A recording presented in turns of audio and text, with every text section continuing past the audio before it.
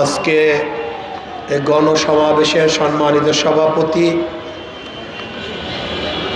শ্রদ্ধাভাজন ওলামায়ে কেরাম, সর্বস্তরের ইসলাম প্রিয় দেশপ্রেমী ভাইয়েরা আমার, নির্বাচন আসতেছে। নির্বাচন নতুন কিছু নয়। বাংলাদেশের মানুষ বারবার নির্বাচন দেখেছে।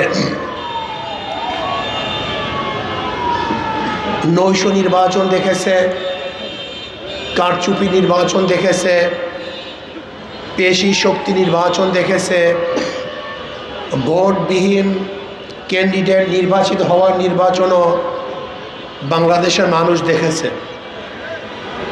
কিন্তু আগামীতে যে নির্বাচন দেখতে চাই, স্বচ্ছ, সুন্দর, গ্রহণযোগ্য, নিরপেক্ষ এক নির্বাচন আমরা দেখতে চাই, যেখানে পেশি শক্তির ব্যবহার হবে না, কালো টাকা সরাসরি থাকবে না, প্রত্যেকটা মানুষ তার পছন্দের ক্যান্ডিডেটকে নির্বিঘ্নে ভোট দিতে পারবে।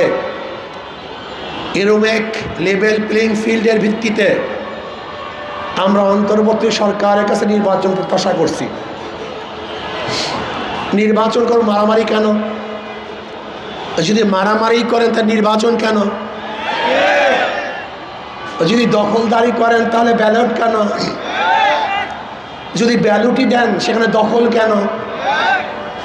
নির্বাচন তো এর জন্যই যে যাকে ইচ্ছা মনোনয়ন করবে, মনোনীত করবে, সেখানে পেশি শক্তি ব্যবহার করবেন কেন? এইটা আমরা চাই না। বাংলাদেশের মারামারি, কাটাকাটি, দখল ধরে নির্বাচন আমরা উৎখাত করতে চাই। আমরা সবাই নির্বাচন অংশগ্রহণ করব। আমার তো মনে চায় এই নির্বাচনের স্টেজে প্রত্যেক দলের লোক একই স্টেজে বক্তৃতা করবে। এটা আমার মনে চায়। আমার মনে চায় একই স্টেজ সবাই বক্তৃতা করবে, একইভাবে দাওয়াত দিবে, একই সাথে চা পান করবে, একই সাথে চলাফেরা করবে। জনগণ যাকে নির্বাচিত করবে সেই আমার ক্যান্ডিডেট হবে। সমস্যা কি? সমস্যা কি?